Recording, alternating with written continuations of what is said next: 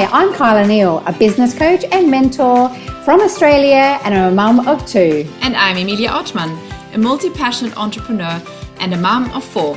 I am from Germany, but I live in Dubai. In our raw and authentic episodes, we share with you business and personal tips we have learnt along the way while starting and growing our global businesses, as well as bringing you inspiring interviews with other mumpreneurs. This is a podcast from mums for mums. Welcome to our Mums in Biz podcast. Welcome to the Mums in Biz podcast, episode number 52. And I'm so excited because we have a special guest with us, and her name is Tori. Hi, Tori. We can say hello. Hi, guys. Hello. And we are going to talk about just a really great topic today, all about sales. And as Tori probably knows, because I stalked her on Instagram, because she's connected to a couple of other people who I've interviewed over the last sort of 12 months. I really loved your vibe, and I love everything that was going on, especially you've been using Reels a lot on Instagram. So I thought, I know, I can tell.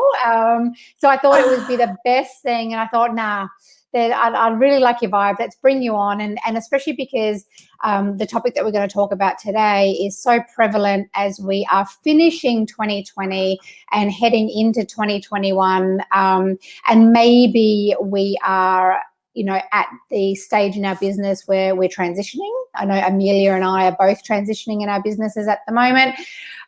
This topic is definitely one and a skill that I think that, particularly maybe women might be generalizing, but we can talk about that in a minute, need to work on. I think it's a skill that you need to work on. I don't think we are born with it. And it's all about selling with strength and confidence, but also, as we like to put it, connecting that with like authenticity, which is obviously what we're all about. So I would firstly like to get to know you a little bit more, and I know the audience would love to as well. But please introduce yourself and what you do. And obviously everyone will know that you are not Australian, but you do live in Australia. So obviously you're one of us. But tell us how you moved down here and how you got your business started and everything like that, first of all. Yeah, so about 10 years ago, I was lucky enough to graduate uni from Texas in the middle of the GFC. No one wanted to hire a uni grad, believe it or not, so I went traveling. Australia gave Americans visas. Not many countries give us visas, working visas. So I picked Australia. Y'all also spoke English. Tick. Yes. I could speak Spanish, but I couldn't get a working visa in a Spanish-speaking country, so there went that. So I chose Australia, came to Australia, was backpacking around. It was a fantastic experience, met so many people, saw so much of the country. Eventually met my husband. As I was working as a barmaid, and he drinks a lot of beer. And which has now led me to living in, not the outback, it's not the outback, but in the wheat belt of Western Australia. So I'm about 2 hours from Perth, and the closest town's about 30 Ks away. So pretty remote. Well, by my standards, by my Texas city standards, I'm remote. It is remote. It is. Yeah. And after I was actually lucky enough to get a job with a Texas-based oil and gas company. So the first few years of me living in Australia, I was jet setting between Texas and Australia, which was really fortunate. I eventually went on to recognize, I moved to a country-based business, and then I started recognizing that there was this real gap in the market between city and country, and that there was really no one servicing kind of the marketing and sales and just anything specifically for country businesses. And so this gap in the market was what motivated me to start my own business. About 5 years ago. Wow. Okay. So it has been 5 years since you've been working in your business. Okay. Amazing. Yeah. Okay. And because I know that, because you're rural, so if people don't know Australia, obviously Perth is on the western side of Australia, if you're looking at the map, and then you're quite far out of the actual city. So, your market, because I know from your website and just having a look and obviously how you speak, and you're very focused on the rural community and supporting small business in the rural community. How's that been sort of transitioning? Have you been used to sort of that, living remotely, obviously coming from Texas, or are you used to a big city, or how is that sort of, navigating over the last 5 years? It's definitely been a transition. I'm much like it's my life now, and I'd never go back. But it's definitely made me realize how forgotten I think rural businesses are, and that's why I really chose to service that niche market, and especially women rural businesses, because out here in the country, it's agriculture, it's $1 million farms, and so the small business, like the micro business or your solopreneur, is easily forgotten in $1 million agriculture and mining and $1 billion businesses. These really small micro businesses that women are starting all over regional rural Australia are often not serviced. And so it was really about servicing them and supporting them. And that really drove me and continues to drive me every day. Yeah, wow. Okay. So can I ask what type of businesses are you sort of supporting at the moment? When you're saying so obviously micro businesses, are they more service-based business or product-based businesses? So a mixture of everything from brick and mortar stores through to photographers, jewelers, just a real broad mix of everything. Yeah, that is a huge diverse, range of obviously businesses there. Oh, wow. I love it. Okay. And you're obviously enjoying Australia, and you've married an Australian now, so you can't go back to America. You have to stay here. And obviously you've got one child? One little boy. Yeah. Yeah. One son. Yeah. So that keeps you obviously nice and busy. How was it transitioning? Obviously, how old is he now? I saw him on Instagram the other day. He'll be 3 in March. Okay. So you're in your business when you had your first child. How did you find that as far as like transitioning and getting back to work? Did you have any time off and getting back in with your clients? I kind of had a time off, but I kind of didn't tell my clients. I remember when he was about 3 months old, one of my clients emailed me with a screenshot of an article he saw somewhere, and he said, did you have a baby? Oh, that's hilarious. Okay.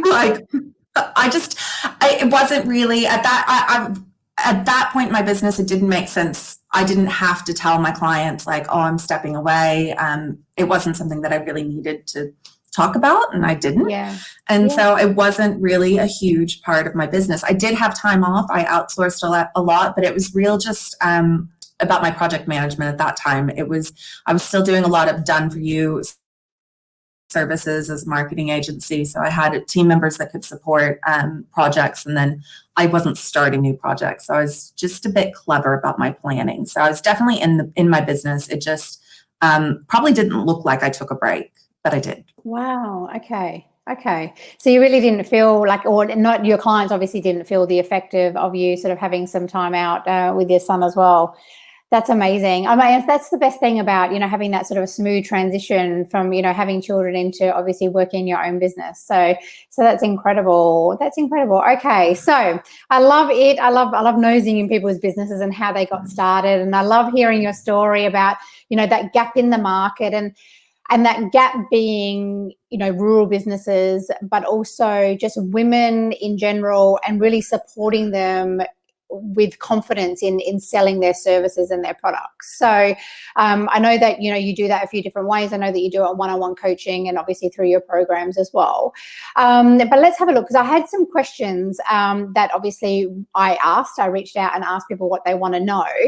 So let's go through a couple first, and then we can sort of have a conversation from that. So I think the first one that we would sort of start off with is, building the confidence to sell, I think is really hard, to be honest with you. And I know that it's only been over the years for me, that I've, in those situations of networking and that you start to build that confidence. But how can we build it? What does it even mean to actually have the confidence to sell? And I think, finding it within ourselves. How do you sort of walk your clients through that?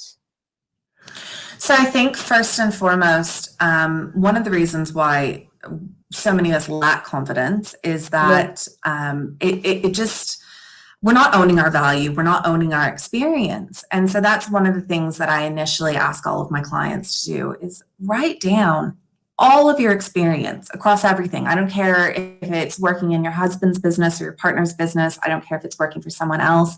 Write down all of your skills, all of your experience, everything that kind of makes you unique, because it's all of those things that add up and make us the amazing person we are. And also testimonials, like testimonials are my favorite way to build confidence. So like put together all those super kind words that people have thrown your way, put them all in one spot and kind of make it like your little hype pile of really good vibes that you can always go back to and reflect. And anytime that you're having kind of those crippling imposter syndrome feelings, that you've got this pile of goodness that reminds you of why you're so good at what you are, what you're doing in business, whether it's your products or whether it's your service, that you have this pile of amazing good feelings. And it basically proof to yourself that you are, you're awesome and you're doing a fantastic job. And so that's one of my first points of call for any of my clients, is to, make like a little hype pile of good vibes. Yeah.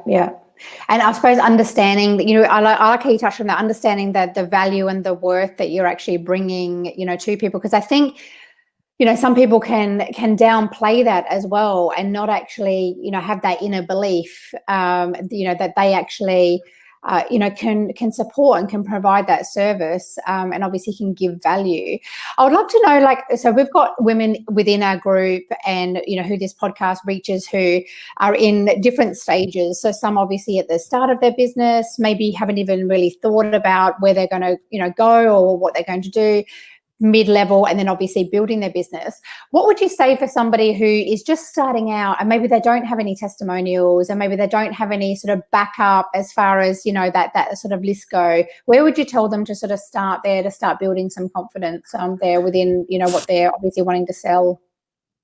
So even then, you've still got experience. You've still got experience that has come from life. It's come from previous positions. Maybe it's come just from motherhood. That in itself is a whole skill set. And so I think it's recognizing the skills that you do have and owning them, and really putting some value behind them, and recognizing them first and foremost as a skill, because it's so easy to just brush over the fact that you're managing a home with 5 kids and you're a master of logistics and you are so productive for 2 hours a day.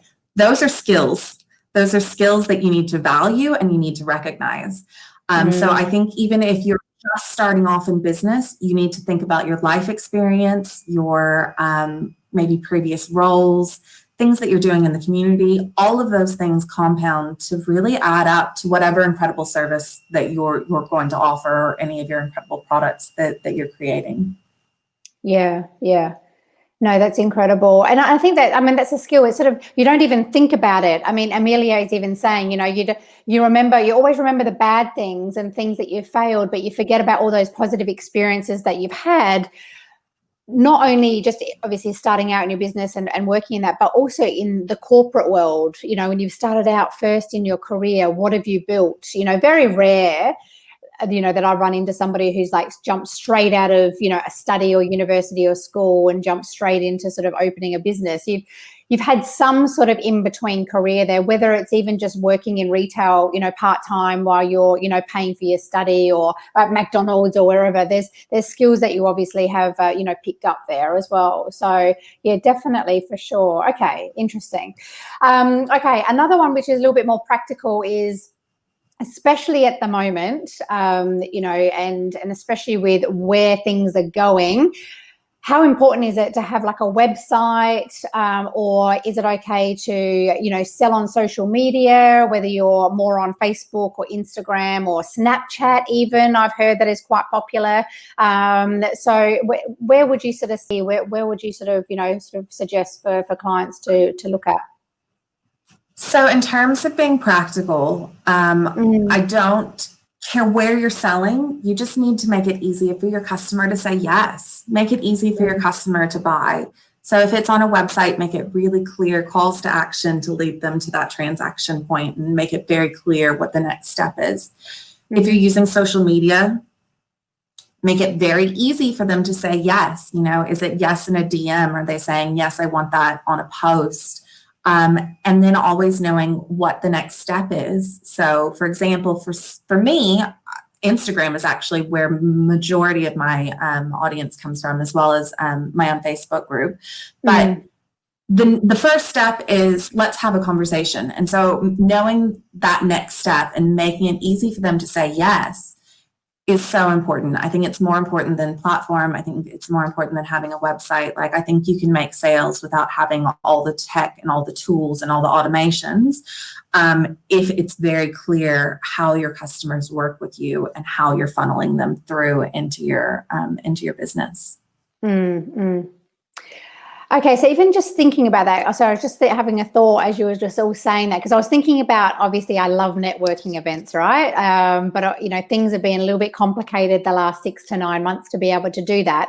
But say things were back to normal and we're out there and we were in the networking scene, and obviously people are doing it online, you know, within groups as well. But you know, what would you say? Obviously, you know, when somebody, I literally think of like the real estate agent or the car salesperson coming up to you and hard selling. You know, we're sort of looking at obviously solutions to people's problems when we're going at networking events. But what would you sort of say? Like, if I was sort of out there, you know, and I'm going back to people who don't have businesses now, because sometimes I feel that we have to take things back. And I think that even looking at people on social media at the moment can be super overwhelming, and especially people who are selling on social media. So I like to scale things back as, you know, thinking about what it would be like if, you know, I'm just starting out, to be honest with you. So if I was just starting out and I'm rocking up at a networking event, what would be sort of the main motivation there, but still wanting people to know that I've actually got a service that I can provide or a product that I can sell them as well? So I think the part of selling, I think there's 2 fundamental parts of selling that are so important. And the number one is relationship building. Like, you're either building a new relationship or you're furthering an existing relationship. The other part is obviously providing value. But I would lead with, is this someone I could have a relationship with? Whether it be expanding your network, whether it be actually selling to them. You're not going to sell. Very unlikely you're going to sell to someone the first time you're meeting them. But developing that relationship, being honest and saying, I'm new to business, I'm looking for support. I'd love it if I could tap into your network, if I could ask you some questions. So developing relationships and being really authentic about that. People buy from people. People don't buy from a fancy funnel. They don't buy from ads stalking them around. People buy from people, and they buy from those relationships that are built. And those are built so easily in networking and in conversations like this. That's what builds relationships. And if we can shortcut that kind of like, know, and trust factor and get to the trust quickly, then that just increases and speeds up your sales process. But I think relationships are such a fundamental part of your sales. Yeah, I love that. And I love how you said, because it's actually a conversation that Emilia and I were having the other day, about, you know, people obviously buying from people. They don't buy, you know, the actual, you know, product, you know, off the shelf. And it's so interesting, because we were talking about it, and I'm in career transition. I'm about to go back to, you know, study, you know, next month, and I'm wanting to go into nutrition and help, and I'm still doing business coaching, but moving away very much from the like strict career coaching and all that I was doing. And then, as you probably have seen, like, Emilia is now about to release her book on the 12th. Oh my God, it's the 8th. I totally forgot. On the 12th. How quick has this year gone? Seriously. I know. On the 12th of November. And then she's got, you know, her you know, some because I love obviously label, like t-shirts going out with it. But we're having a conversation, and it's so true. We also spoke about this. You know, people are going to buy from either one of us because of us. They're not going to buy just because, you know, they've got to know us to be able to buy from us. So, you know, just because, you know, we're going a little bit different, you know, her obviously starting out with websites and, you know, servicing clients that way, and now going into a bit more personal development, but still doing, you know, business, you know, helping women as well. It's all under that same umbrella of supporting women. but just different products and services. And I think that, like you said, if you're building those relationships and, maintaining, those, that communication there, that they're going to trust you, and then they're going to buy from you whatever you're selling, as such, because they want to be a part of you, don't they? They want to be part of your life and part of your community. And I like it, I call it part of your circle, as such. Yeah. Interesting. And I think when we're, people vibe with different people. And so someone could be selling the exact same thing as me, but someone may not vibe with them, they might with me. And so they might just feel more connected to me. And that's because of me as a person. That's not what I'm selling. Yeah. And I think that's so prevalent that you say that, because when you look at people who are doing very, very much the same thing, whether it's coaching, whether it's sales and marketing, whether it's, even looking at personal development, and people, who you are attracted to in the personal development scene, you'll resonate differently, but the actual same message is, throughout it. And it's interesting because even my father and I were talking about this a few weeks ago, because I was very much brought up on personal development since I was 15. So back then it was very much the Tony Robbins of the world, the Eckhart Tolles of the world. So very old school. Now, it's obviously the new upcoming people who are coming out, but saying the same thing just in their way. And then people are resonating with them, and then obviously getting on their bandwagon and wanting to be part of their community as well. So yeah, super powerful. I really like that sort of, that sort of segue between trusting that person, wanting to be in their circle as well, and building relationships for sure. Okay. Interesting. Okay, so then let's take it back. I know this is going to generalize it, and we shouldn't generalize about women as such, especially not at the moment, because, we've got women in the White House now, and I like it. But why do some women find it challenging, though, when it comes to sales? So have you heard, I'm sure you've heard the statistic that men apply for jobs that they're 60% qualified for, or something like that? Yeah. Ridiculous. And women only apply for jobs that they're 100% qualified for. Yep. And they tick all those responsibility boxes. Yeah. Do I tick every single box and not, can I figure it out? Probably. And I think that comes down to us in sales as well. If we don't really feel 100% owning our stuff, then it makes it really hard to sell it. So, and I think that's just a mindset. If we aren't sold on ourselves, it makes it very hard to sell it to someone else. So really knowing your stuff through and through, believing that you know your stuff through and through, and then convincing your audience through really clear messaging and great relationships that what you have is something that they need. Yeah, powerful.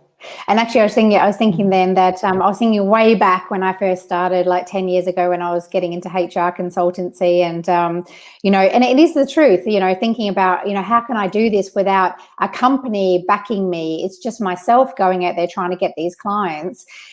And then I did have a little bit of fake it till you make it though mindset, to be honest with you, because there were some clients that I went for, this is in the corporate world, before I started then, diverting into the coaching side and providing that service I was consulting for in HR, that I was like, not sure whether I can do this, not sure whether I can do this project, but we're going to say yes, and then we're going to figure it out afterwards. And it's and I think that never goes away. That never goes away in business. Like that next step, you're not going to be a multi-six-figure business until you are, but you're going to have to act like one before you are. That's what gets you to that level. And so I don't think faking it till you make it ever really goes away. I think it's really about empowering and embodying that next step of business so that you can become it.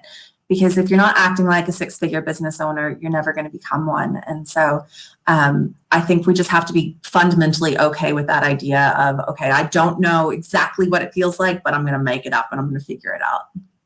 Oh, that's so interesting. I love how you say that. Actually visualizing yourself as, you know, that 6-figure business owner, that author, that, you know, for me, holistic business owner with my own little shop that I've got on my vision board somewhere behind me here. Sorry, with people who are listening to the podcast and visually can't see me. But yeah, it is. It's that visualization of actually seeing it, which takes practice, I think. I really think visualization takes a lot of practice, because at the beginning, that voice inside your head, as you're doing your visualization exercises, comes back saying, why are you even thinking about this? Why are you visualizing yourself even in this situation? It's never going to happen. So, and that sort of, that mean girl, those voices, you know, can take over for sure. So I'm going to jump back to questions. Emilia said, I also feel that women also don't really like to be sold to. Very true. This is a question actually that came up too. That's why they don't like selling themselves. Is that something you find? ? I think that no one likes being sold. Women don't like being sold to. I don't like a hard sell. I feel very uncomfortable if someone that I have no relationship with tries to sell me something. It actually happened to me a few days ago on Instagram, and I was just like, I was so caught off guard. I was so caught off guard, and I was like, I don't even like know you. Like, what? It was so confronting for me. Like, I'm getting my DMs. Okay, yeah. And it was just very confronting. And I was like, oh my gosh, no, yuck. This is not my vibe at all. Like, I do not like this. I felt so yucky. And then here's the thing. It actually gave me some self-doubt. I was like, am I presenting as a person that needs this? Which I wasn't. It was all about them. And I think that it's just, I think it can get very yucky if people sell in the wrong way, even if you're someone that loves selling. Like, I think it's great if I'm selling to the right person, if I can present it as it's something that they actually need. And I know I'm showcasing value and I have a good relationship with them, but like a cold sell to someone that doesn't need it would feel yucky. That would feel yucky to me. Like, if I tried to pitch to you that you need my business coaching services, that would feel yucky to me and it would feel yucky to you. Like, I think it's about positioning yourself with someone that you have a relationship with, so your warm market, and then showcasing the value of what you can do and that transformation that you are offering and the solution that you're offering. I think everything in business, whether it's a product or a service, at the end, we're offering some sort of transformation or some sort of solution. So if we can lead with that sort of value and we can showcase that transformation and showcase that solution, then it doesn't feel yucky. Then we know that we're actually selling from a place that feels good, because we're leading with not, I need $69, but we're leading with like, oh, this is what the transformation could be. This is what the solution is that could be. And when you're doing it with someone that has a relationship, it feels better than someone that is just cold. Yeah. And you're leading in with the place of service rather than just that place of, I want to get because I want to have the business. And it's interesting you say that, because I get sold to all the time on LinkedIn. It's a huge place. LinkedIn's the worst for it. I just get hammered like every day. LinkedIn. Every day I get hammered, because like I'm on the platform quite a bit, just connecting with, you know, people who I've either worked with before or just, you know, again, maintaining the relationships, right? Network. Not because I want to be working with them tomorrow again, but I just want to keep that going. And I'm just generally curious in how they're going. But, you know, sometimes, you know, you have I can do this for you. And it's like, have you actually read what I do? Have you actually read it? You know, you're just selling, you know, me to me, you know? So have a look, because obviously everyone, even though I'm a business coach, it doesn't mean that another business coach can't help me. It just means that, you know, there's an area that maybe you have that I am, you know, needing extra support in, but you're not even focusing on that. You're just giving me a generalized spiel. So it's very, it can be very confronting, like you say, very confronting. And I think it's really important that, you know, I'm a business coach and I have a business coach, but it was about, you know, when I made that decision, it was about discovering the relationship and identifying the things that I needed and recognizing that she had the solution for it. And so it's about those things, about filling those gaps instead of just the blanket sales spiel that gets around. That doesn't make anyone feel good. No, not at all. And you want to feel good when you buy stuff and when you buy products and services.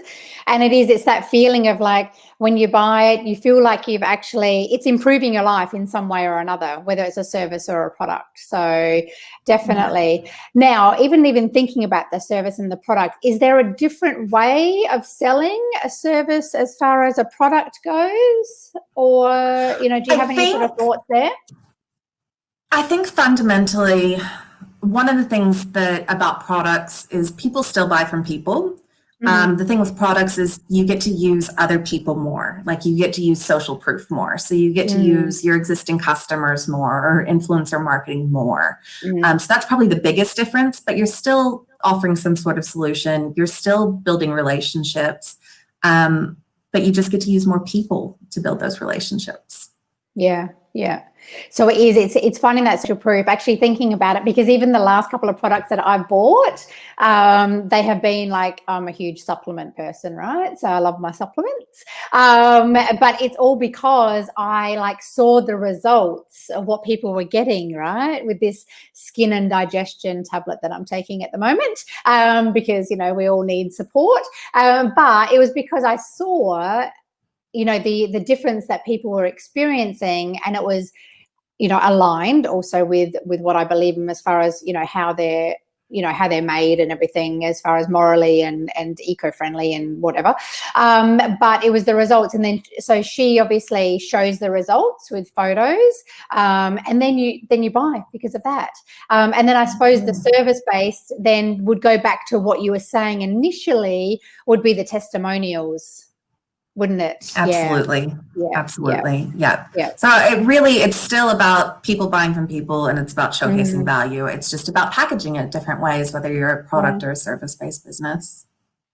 Okay. And if you're doing both, what would you suggest? If you're doing both. So I find it really challenging for businesses that do it both, that are doing both.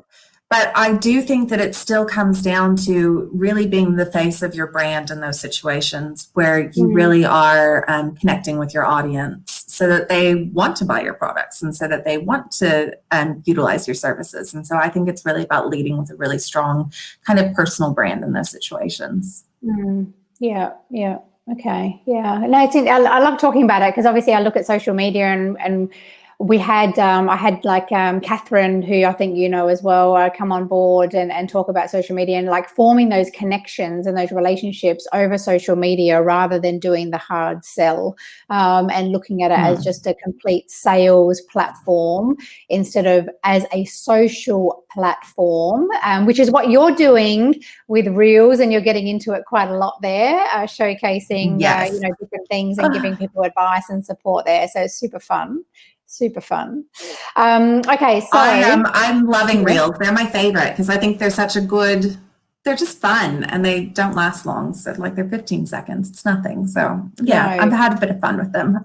No, it's so good. We're going to try them out on the Mums in Biz podcast Instagram page soon. So always different and exciting.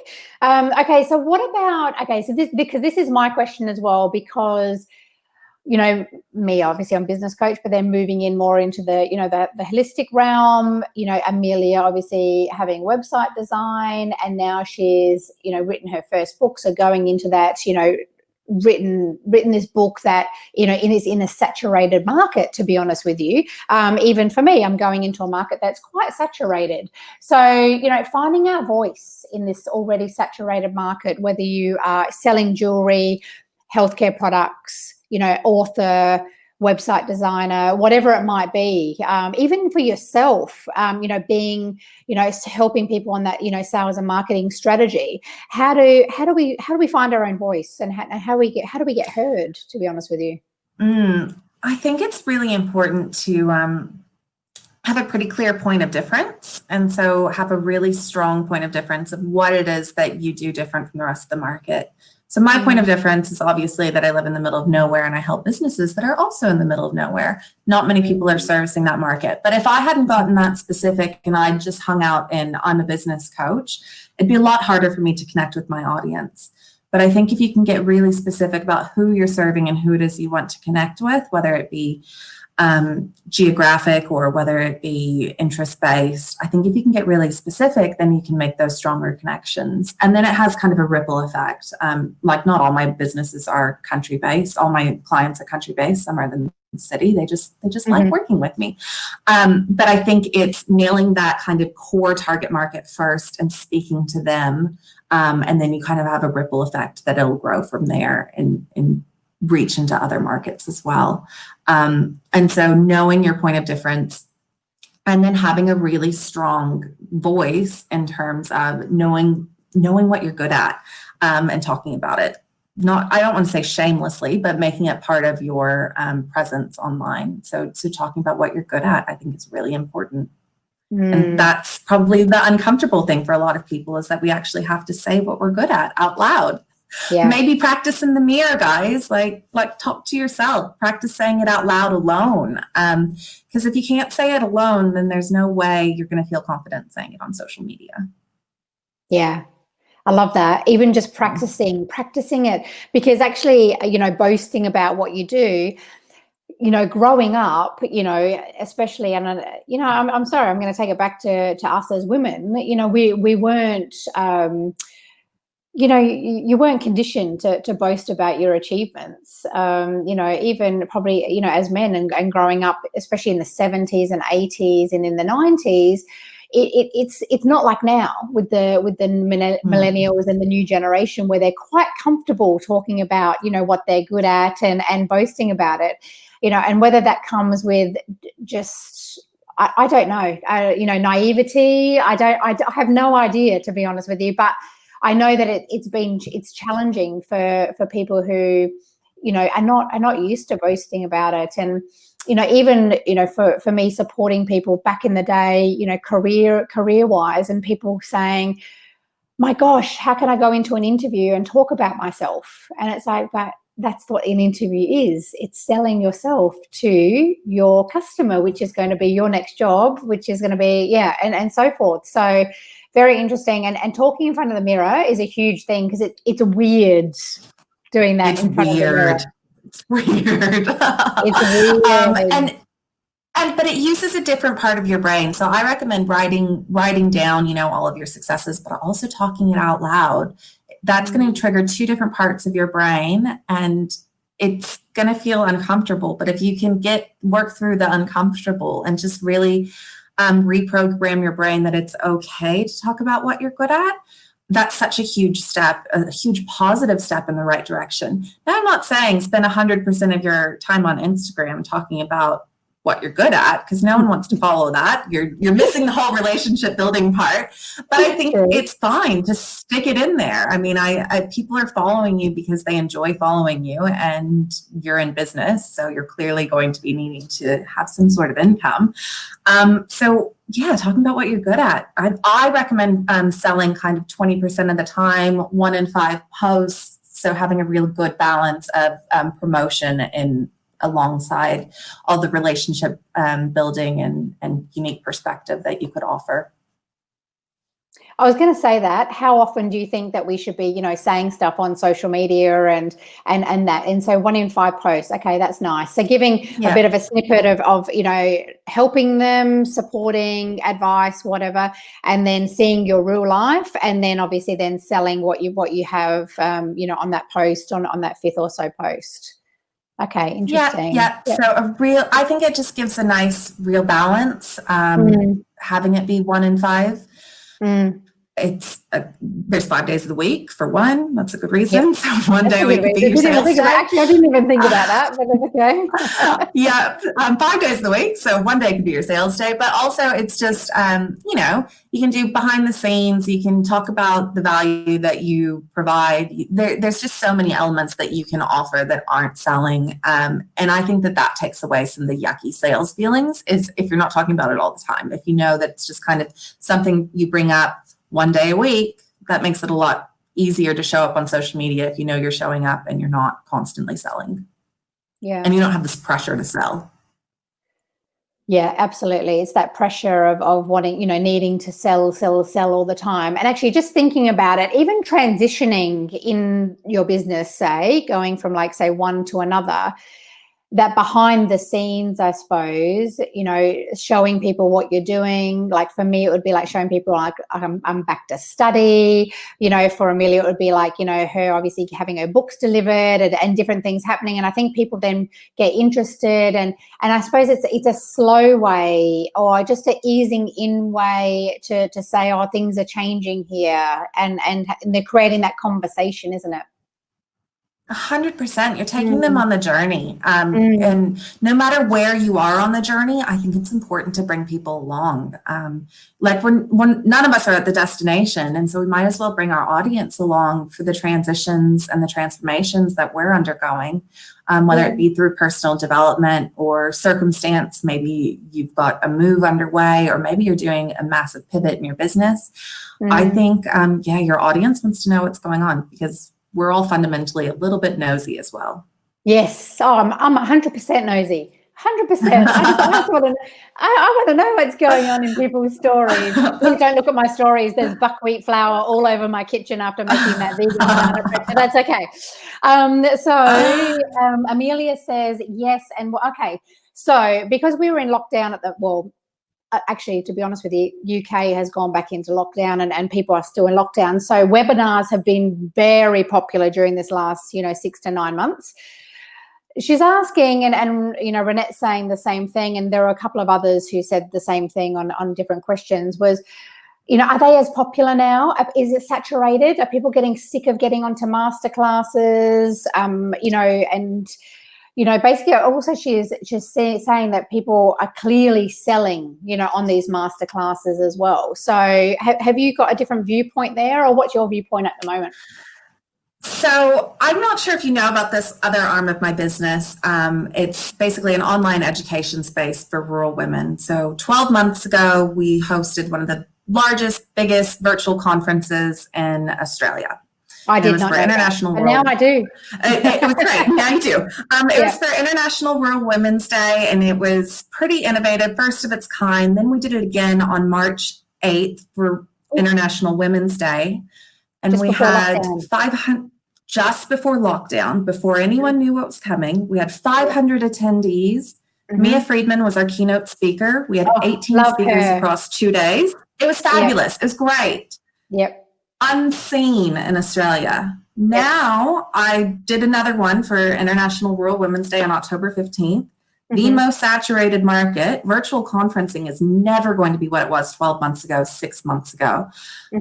Yes, it is crowded. But one of the things that we did that stood us apart, that still got people through the doors, so to speak, was we offered a physical product. So we had a physical goodie box that was mailed to people at the door. So they had that to accompany the conference. So it made it still feel like, I'm attending something cool because I got a goodie box.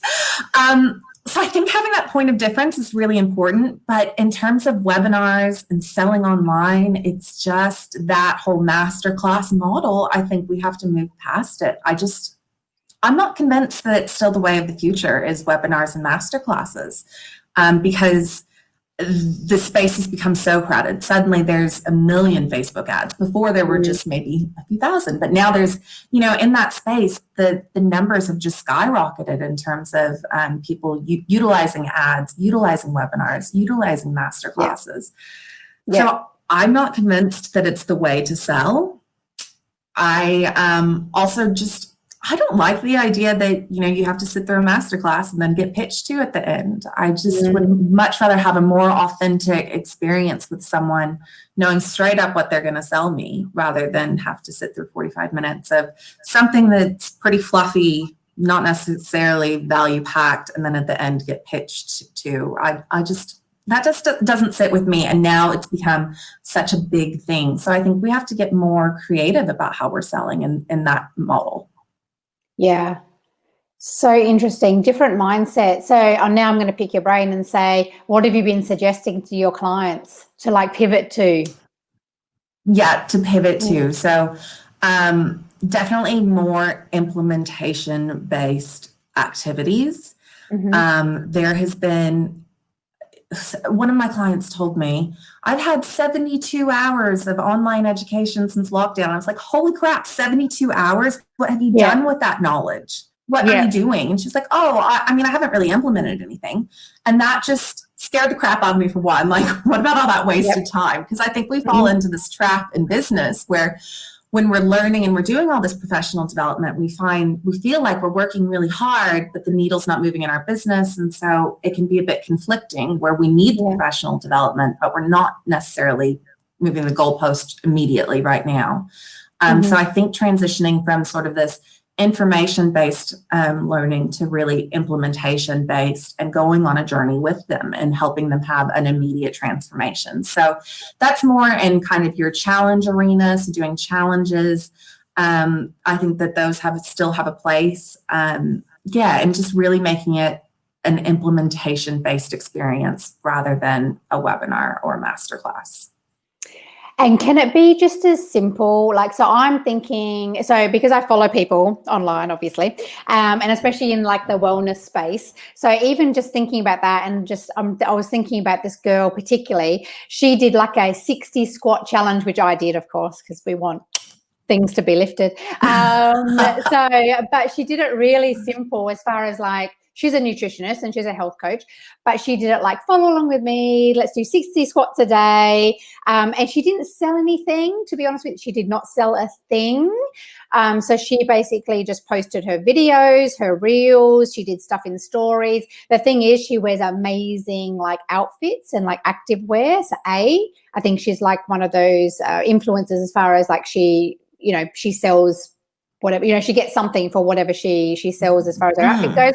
But it was very subtle. She would make beautiful, very simple, vegan, recipes that were easy to follow, very, very simple stuff that people could obviously, go along with and have that transformation. And then obviously, the 30 days were up and then, people were posting their videos of their 60 squats and all that sort of thing. So is that what you're sort of saying as far as like taking people along that definitely journey?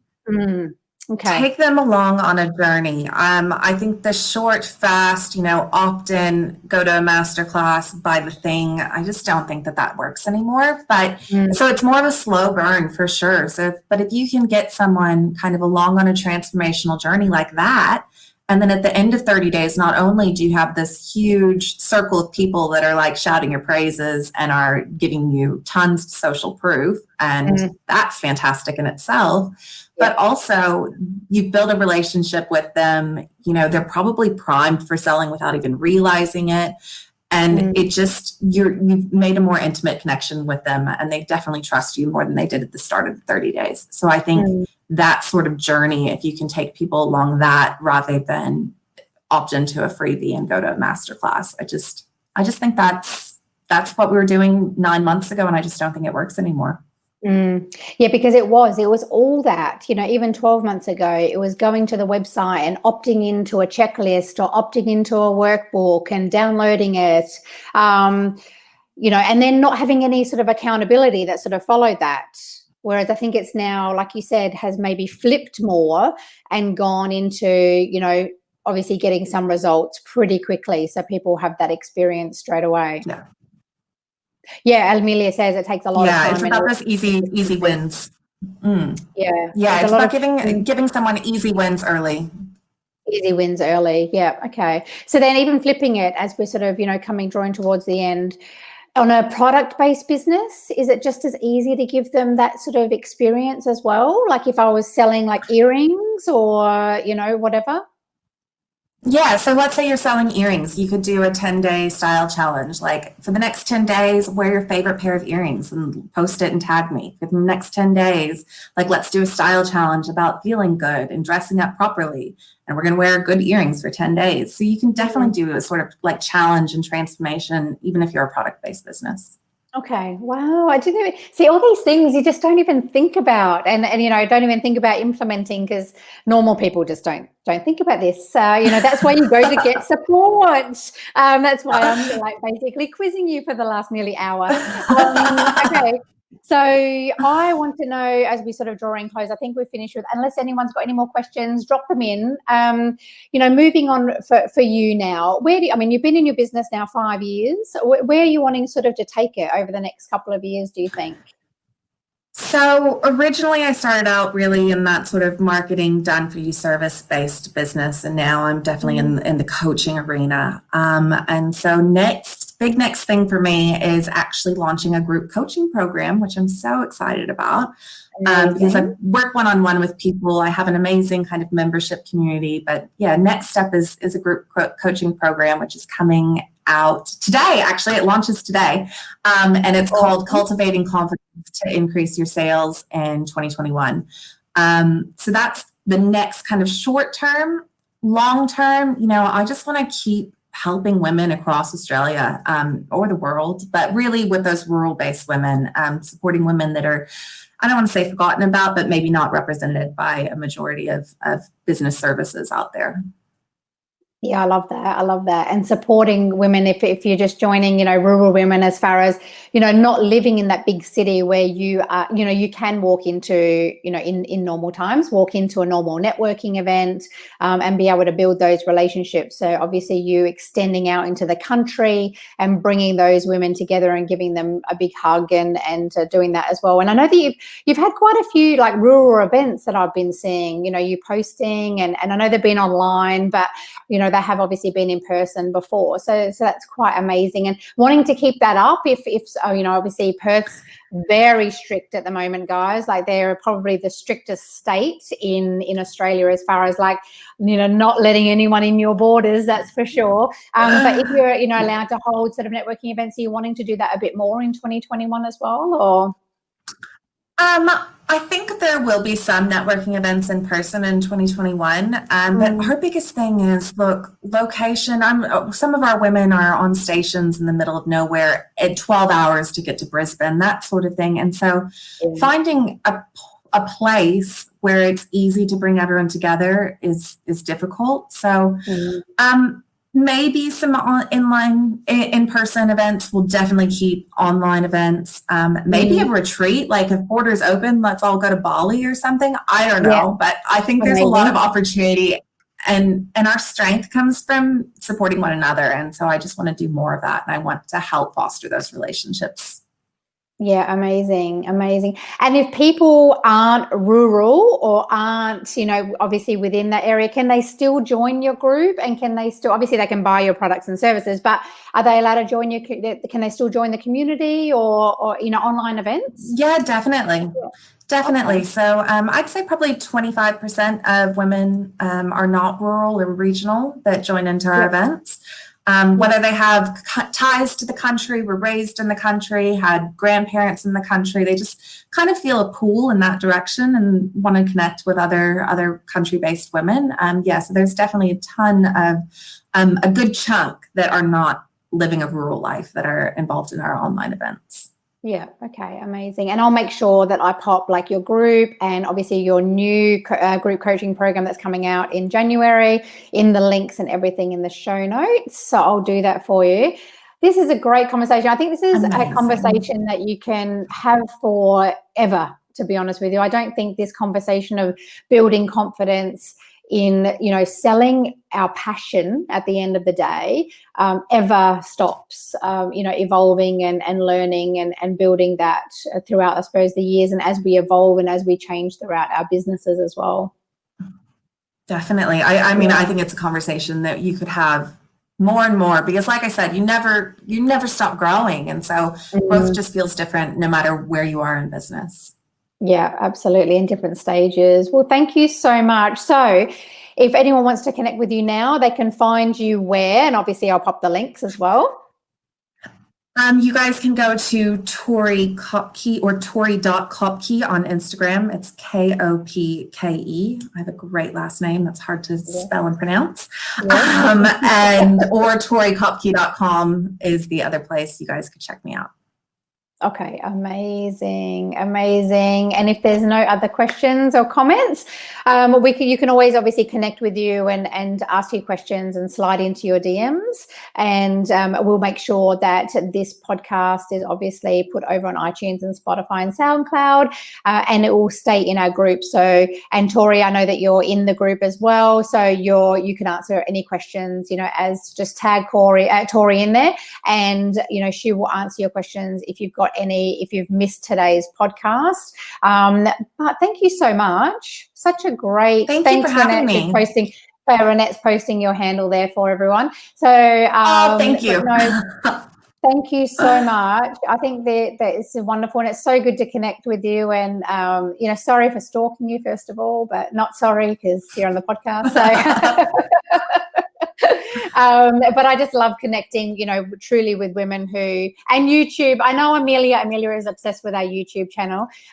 We have a YouTube channel. Actually, all these videos are being posted over there. So I'll make sure we put the link down as well. But no, we love, anything that we can support, women, live better and obviously build the dream careers and businesses that they want. I'm in for, and I love how you're supporting women do that, through building their confidence with sales. So thank you so much. Thank you for having me. No, thank you. And have a wonderful rest of your day, everyone. And I'll see everyone later. Bye. See you guys.